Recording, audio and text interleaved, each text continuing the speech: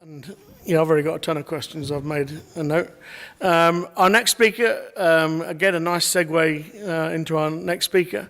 I spent many fun years working with this guy in the early days of Yell.com, but for more than 10 years now, he's really embraced digital and particularly digital retail.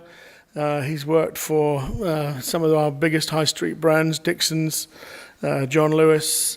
He was up until recently head of digital development for Marks & Spencer, and these days he's now Chief Customer Officer for the House of Fraser Group. So I'm really pleased to welcome my good friend Dave Wormsley from House of Fraser and talk about how national brands want to engage more locally with more local consumers. So David, over to you. Thanks, Paul. Thank you very much, and thank you for having me here today. I'm going to talk a little bit about who we are, and in particular, I'm going to talk about the work I've been doing with the teams over the last 6 months. So I'm relatively new into the business, to rebase who our customer is, what our brand stands for, and how we want to engage with them. Too many retailers these days are in a bit of a death spiral of discounting, and what that generally entails is shouting at your customers why they should love you, which is not a good way to have a sustainable relationship with anyone.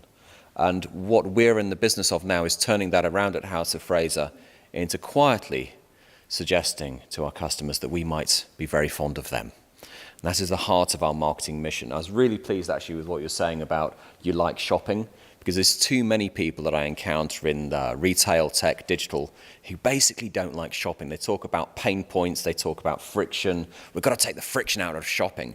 Well, I kind of like shopping. And I think that's really at the heart of what we're doing. We're selling nice things to nice people. And I'll do a quick test. How many people only own one pair of shoes? Okay, well, right there. Most of what we sell, you do not need. Yes, you have to want it, and that is the magic of retail. So, just some basics in case you don't know who House of Fraser are. We founded 167 years ago in Glasgow by a chap called Hugh Fraser. He cunningly had 2 generations of Hugh Frasers after him, which confuses a lot of people, because Hugh Fraser seemed to have lived for about 120 years and was possibly a vampire.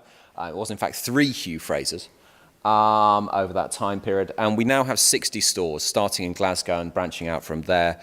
Over the years and over the decades, House of Fraser was created out of Frasers because we bought many different department store chains, including chains such as Army and Navy. A lot of people think that the internet invented shipping parcels to people. Army and Navy were shipping parcels across the world 120 years ago. Everything from crockery sets, dresses, to French dresses, to guns. I saw our gun archive book, the ledger of all the guns that we used to sell at the turn of the 19th and 20th century just recently, and it's a marvellous read. So we now have 59 stores in the UK. We have 1 store in China, and forgive me if I'm slightly woozy because I just got back from China last night. Our first store opened in December. Our second store is in planning to open this year, and very excitingly over the last few days just planning out our 3rd store. We're owned by SunPower Group, the 12th largest company in China, which makes it a very, very large company indeed. And we're really fascinated and excited about our tie-ups with our Chinese market. Turnover about 1.5 billion, 9,000 employees, a few dimensions so you can scale us. Department stores have changed our world. The world of modern retailing was really created a century ago. And we moved from a world where you had to be invited into a store to a world where you could just walk into a store. That is a very hard concept for a lot of people to get their heads around, but it's that recent that the world of modern retailing was created. Retailing and department stores in particular created the modern world of marketing, the idea that you might want to talk to people about their aspirations and dreams and how to sell nice things to nice people, get them excited, create a sense of excitement in terms of your business. Department stores created promotions as well. Fascinating things such as 2-for-1 deals came from the world of department stores. Department stores were the liberators of women. For the first time, a woman was able to walk into a store on her own. That's what department stores did. They created massive numbers of jobs for the new female workforce that was liberated from domestic service to take on commercial work. And they were ultimately emporiums of delight, places where you could go to be excited and delighted and pleased by what you could see there. And I was got to say, I think someone earlier on used the phrase harvesting customers. Harry Selfridge never stood up in front of his team and said, we should harvest more customers. That sounds like Soylent Green, you know? So we have to move away from this kind of algorithmic data, because what it does is reduces people just to numbers, and we lose sight of the heart of our business. We operate in a changing landscape. Transactional retail ubiquity is my rather mechanical phrase for, I think, what Richard was talking about earlier on, which is the world in which you can buy anything off Amazon and other major merchandising platforms are available.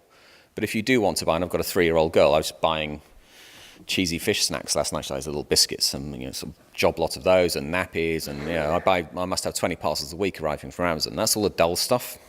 It excites her, but it's dull for me.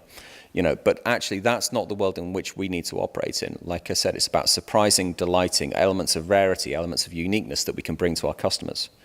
Customers' expectations, though, continue to evolve and change. They do want, as you were saying earlier on in terms of fashion, they do want the uniqueness, they do want the experience, they do want to be talked to individually by the brands. And alongside that, some of the more mechanical things in terms of fast and free delivery and the challenges that places on retailers' margins. The digital, social, connected universe in which we all live now means that, of course, we have to move away from blunt TV advertising and blunt brand marketing. You cannot just push all of your advertising and marketing budgets through the traditional channels and hope for the best. It is an increasingly multidimensional marketing strategy, syndication strategy that you need to operate. Now let's talk about House of Fraser's customers. So we've did a lot of work over the last few months to really understand who our customer is. And what was really exciting when we looked at it from a quant point of view, and we pushed 3 million customer records through the Experian database, we came back with one group of customers in the middle. And typically in the middle of their lives, typically with a couple of older children, typically higher earning income, degree educated, and so on. We then did this whole series of focus groups, go out and meet our core customers, and they're really fascinating sessions that we're able to lead. And what we came back with is 6 Ps of our customers. And by the way, I know there's a lot of people selling marketing systems and tools and opportunities today. All I'm doing is painting a picture of who my customer is, and I'd be really interested to know what you can do for me. And maybe a hostage to fortune. I would like to get out of here before 6 o'clock tonight. But this is all I'm doing is painting a picture of this is my customer. Please tell me how you can help me. So our customer, we'll call it 6 Ps because, hey, it's marketing. We have 6 Ps in our customer's life. The first is that our core customer has purpose. The purpose is driven typically by her family. It's driven by her children. It's driven by her partner. It's driven by her parents. And it's driven by her role in the community. And it's driven by her job. When we ask our customer the most important thing in your life, she said, well, it's my children. My children give me meaning. They've changed my life. The paradox, though, is then when you ask the same customer, and what would a treat look like for you? What would a special event look like for you? Well, 24 hours away from my children. So the paradox in our customer's life comes from the heart of the purpose in her life. She has huge pride. Her life is really complicated. Really complicated, juggling time and trying to fold space and time to it in order to be in 3 places at once, juggling budgets and so on. But she takes great pride in being able to manage that complexity. Her life contains pressure. Again, sometimes that pressure can get it all a bit too much, and we can all appreciate that, I'm sure, in our own lives. But that complexity and pressure is the kind of the fulcrum of her life. She has this drive towards perfection, not helped by the Instagram world and Pinterest world, where she's continually bombarded with images of perfection. She gets very annoyed by this, the fact that she does fall for the perfectionism of Instagram sometimes, particularly around lifestyle and family. She's penitent. She wishes she could spend more time, not just with her children, but actually with her partner. And as her children are getting older, she realizes she can spend a little bit more time with her partner. The paradox being that as her children get older, as we all get older, our parents get older. And she's having to spend more time with possibly poorly, increasingly ill parents and disabled parents. And that's, again, the world we can all operate in. We can all understand. And the 6th P, pass by. This is actually the clue to the marketing campaign that we're initiating at the moment. That our core customer, when we spoke to her, she'd continue to say, people talk to me as a mother. They talk to me in all these different roles that I play, but they don't talk to me as me. We've got great videos of our customers all quoting the phrase age-appropriate, because all of our customers get very annoyed. This core group of women get very annoyed by the concept of age-appropriate dressing. And they get really annoyed by it because they know it's true. And there's things that suit them and things that don't at their particular life stage. She feels passed by media. She feels passed by advertising that doesn't talk to her as a woman. And particularly at the life stage she's at, she's actually getting more free time, a little bit more disposable income. She's open to discover new things. Who are we then? If that's our customer, we've done a lot of work across our business, really crystallizing down the heart of who House of Fraser is. This is not about recreating a brand or inventing a new brand. It's just about distilling our manifesto based on us at our very best. We feel we have a role at the heart of every community we exist within. We're a beacon of beauty and fashion in many locations around the UK. We're the only place you're going to be able to go and see that Whistles dress or try on that Hugo Boss suit.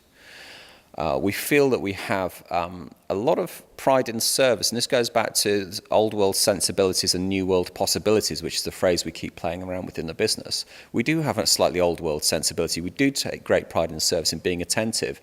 And if you think about every single algorithm in the digital retailing space, it's about trying to understand your customer. Well, actually, the best way of understanding your customer is to sit with them and listen to them. The best forms of personalization in retail are face-to-face. They're not driven by data. Entrepreneurship, the three generations of Hugh Fraser are buying up businesses around the UK, and indeed we had 5 stores in India at the end of the 19th century. These guys were buccaneers, and that runs through House of Fraser, and indeed in recent times that entrepreneurial spirit's been at the heart of our business. We have great longevity and we have great iconic design. Some of our buildings and our shops around the country are beautiful buildings, and we kind of lost sight of that. We kind of subsumed that under this kind of glitz and kind of the spangle, and actually we're trying to bring back some of that tradition and sense of longevity that we've had in our business. We have an evocative history, British with a tryst. We started in Scotland, we're nationwide, we're global in some ways, and we believe that we're optimistic, that we offer a bright future. So, down to the customers. This is going to narrow down. We're going to get to local in a second, so bear with. So we've really taken that core understanding of our customer, that kind of qualitative view, that kind of emotional view of our customer. And alongside that, we've got this quantitative view of our customer, which we're driving our business and our marketing around. And I'm not going to go into exactly, as you can see, there's no key on here, exactly how we've broken this down, because that'd be giving too much of the game away. And I don't want to get drawn into how old you think your target customer is and all that sort of stuff. But the tedious world of media means that, of course, we have to buy based on some demographic groupings. But really to emphasize that we do see 4 concentric circles from an absolute bullseye target, which this is a UK market, which is in the hundreds of thousands up to a slightly larger group at the 2 million mark. And then you've got these halo groups on the outside, which you can probably guess are probably more TV land-based groupings that we're understanding. But these are the groups that we're looking to target and the kind of scale of targets. So if you're able to reach me, that 685,000 in the middle, then happy days, that's a good conversation to be had. All of our marketing is based around really trying to understand who our customer is. What do we know about her? Well, she's probably married, probably marginally has children, definitely works, and the income in the household is about twice the national average in the UK. And heavily weighted towards southeast, coming off of 30% actually in the southeast and 18% located in London alone.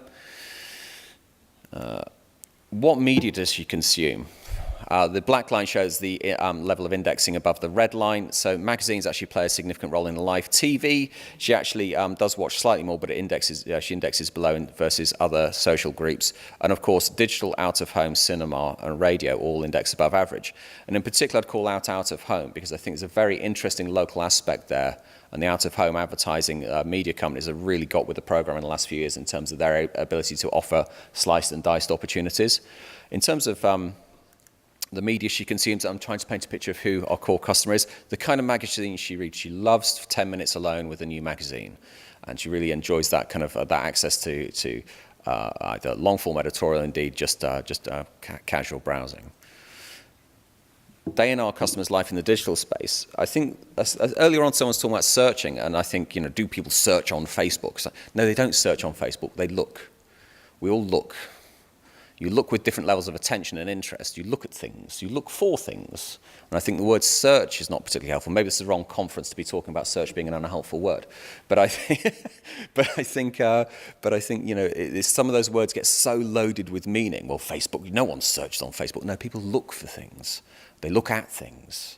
And Jo, our customer, sorry, we call her Jo inside the business, she uses the internet for online shopping, yeah. But actually, if you ask her, do you shop online? She, yeah, I do. But she doesn't think browsing, dual screening at night, with a phone and watching TV is anything to do with shopping. It's just, well, I'm just looking at stuff. There's opportunities to catch her and have conversations with her. She looks for practical advice online for a home, and the killer figure from here is I access a large proportion of content via apps, 95% of our core customers. say that accessing content via apps, typically the social media platforms, is a fundamental part of how she lives her life. I'm going to skip through this, but the point here was in particular was this out-of-home aspect, which we kept coming back to. And the reason I'm hammering this point home on out-of-home is that it's probably anathema to what I think a lot of kind of digital pure-play advertising agencies would want to hear. But for me, I've got a marketing budget. I'm in the market to spend that money, and I'm looking seriously at what we can do in this space. So I just want to give you that context to challenge maybe some of the thinking about the orthodoxy about where marketing budgets should be going, because out of home gives me a great way to reach our customers. And with creative that we're creating for our core customer, talks to a customer's attitudes to life. And this is material that isn't even in the market at the moment, stuff that we're rolling out over the next month. But you can see there in terms of the tonality, I've only packed the essentials of my whole wardrobe. And in particular, this concept of rediscovery, I'm bringing sexy back because it keeps escaping. Our core customer's life, which is subsumed under everyone else's life, and she wants to rediscover that kind of element to her life, rediscover herself, rediscover a relationship with a partner, and the opportunity to do that House of Fraser can offer. But I hope you agree, slightly different positioning from where we've been in recent times. And then just really drilling down into local then, so it's hyper-local. We have, as I said, 59 stores in the UK. We have a subset of those stores that in particular we're looking to shift the needle on. I'm not going to tell you where those are for obvious reasons, but really it's a very core group. All stores, including online, we've got business as usual support, which covers the full media mix, broad reach media, which will include broadcast media, and looking to drive immediate sales. And it's based around a promotional trading plan, but critically also now a brand marketing plan, which tells our brand story to our customers. Hyperlocal, creating a test and learn platform through which we can test new campaigns to bring the brand to life locally. Yes, focused on customer acquisition, but actually creating a test bed for best practice for our marketing spend going forward. Because lots of people in my position are in the same place, which is you have an incumbent marketing plan, and it's like a security blanket. It's very unlikely for me to suddenly whip out a couple of £1 million out of one area and splash it in somewhere else without having a lot of confidence that's the right thing to do. And freeing up marketing budget is key. And actually, when we talk about digital marketing spend, we've got a world where only this week we have moved into a world where we're using Customer Match for Google, where for the first time, the millions of pounds that I spend through paid search is basically being completely anonymous. It's basically testing content, testing keyword structures, testing bid strategies, but completely blind, not knowing who the person is who's clicking on the advert. Customer Match gives us a way of actually, for the first time, understanding, should we increase the spend on existing customers, should we increase the spend on lookalike existing customers, and so on. And that's a massive step forward, and I can only just echo what you were saying, that's a fundamental move for the business, moving my performance marketing team away from basically being a bunch of goalmouth Charlies, sitting by the goalmouth waiting to tap the ball in and claim the sale and claiming great ROAS. ROAS and attribution is just the enemy of good marketing. It really is. You've got to understand who you're talking to, because otherwise you will just generate the wrong behaviors in your teams. We're looking to increase that local loyalty and based around the markets that matter. And again, maybe slightly unfashionable kind of marketing channels. Our email platform that we had, I came into business, like I said, 6 months ago, was basically the concept of sending emails 6 days a week, and if we really like you, we'd give you a rest day from email. And the team were very focused on KPI-driven, ROAS-driven marketing. So all of the emails were based around sale and distress and promotion, moving to a world where we're actually telling fashion stories and starting to build this relationship with our customers and just giving them things that they like, and trialing around the content that works, and then syndicating that out through our own platforms and earned platforms as well. And then finally, moving to, again, much richer content. So we're just about to launch the journal, which is going to all of these target store catchment areas, mostly being DM'd directly to home. What you find is a lot of retailers do is spend a lot of money on print publications and then dump them in the back of the stores in the hope that they get handed out. We're spending a little bit more money in DMing them directly in a targeted fashion to target customers in the target catchment areas. We have distribution tie-ups, and then the syndication piece, so social integration is key. We have to not just target the people we know, but target the people we think we'd want to know. And the integration of this is actually really complicated. And the people who can do this well are in very short supply. This level of ability to be able to plan in this integrated fashion. And that is almost, I just want to talk about, the last thing I just wanted to talk about is we do lots of lovely events. So if we really like you, we'll invite you along to one of our stores. So, and you can come along, you can have some nice bit of champagne, and you can get access to the products, and really just these kind of local events, and your ability as a marketing platform to enable me to reach the several hundred people in each one of these catchments who I'd want to invite to one of these events would be a conversation I'd very much like to have with you.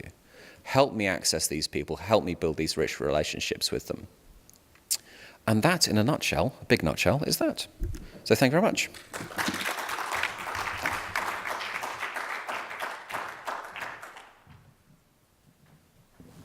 Thank you, David. Interesting, very interesting talk. Do we have Sven from Mono?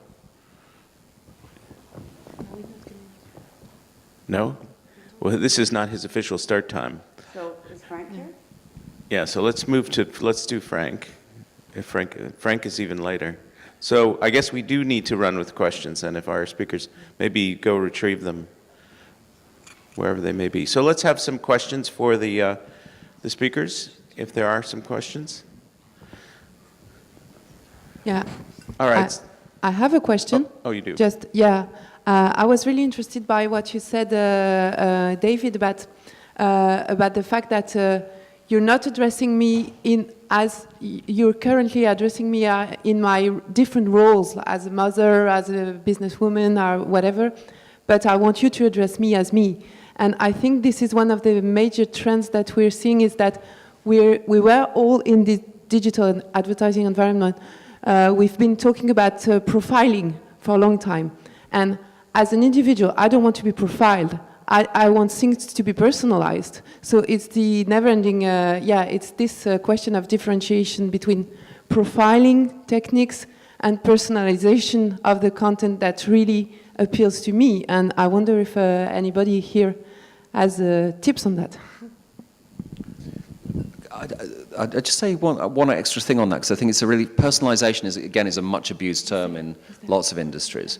When I was at Marks and Spencer's, my last company I was at, we were very focused. We've got the platform working really well, and we thought, right, now we're going to personalize the experience. And I'm very prosaic fashion, thinking about banner content targeting, homepage, landing page content targeting, product targeting, and listings that you see a different listing from the person next to you. A running order, how you see denim is very different from the next person. So we did. My team kind of bullied me into doing some actual conversations with customers to understand what they thought, rather than me just thinking I had the best ideas.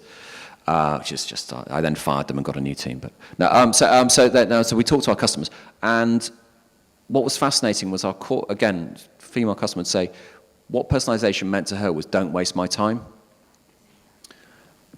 And we had some very thoughtful conversations with our customers, and that led us to the first major tranche of personalization for us was about baskets continuity. So if I've put some things in my basket on my mobile phone, they're still on my desktop the next day, and actually understanding, like we'd set some cookies when we first built the platform, how long the cookie should last, so we don't just automatically flush your basket. And for our customer, that was actually the best form of personalization, because you get the fact that I have so little time. I'd be really rather annoyed every time you flush my basket, or I've done some stuff on mobile. So actually personalization, or everyone automatically goes to banner content targeting and whatever. But actually listen to your customers, because they'll tell you what each one of these words means to them. Okay, this is the opening of a fascinating conversation that we're not going to have. Okay. We're going to wait. No, we've discovered that Frank is in the room, and so we're going to bring up another speaker, and then we'll come back to the Q&A, because. Okay, both are here. All right. So what we had originally wanted to do is have all the speakers and then join in a group discussion, and so our two speakers have come. So Sven, why don't you come on up, and then Frank will. I'm sorry for the logistical confusion. So.